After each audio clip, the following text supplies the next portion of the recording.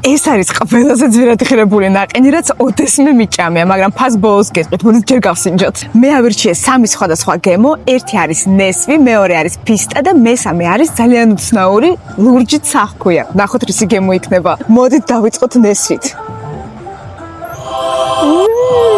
მართლა ნესვის გემო ძალიან ნაზია. მოდი გავსინჯოთ ფისტა, იმიტომ რომ ფისტა მიყვარს ძალიან. თან დამატებით მე კიდე მივაყარე აქ ნუშის ფანტელები.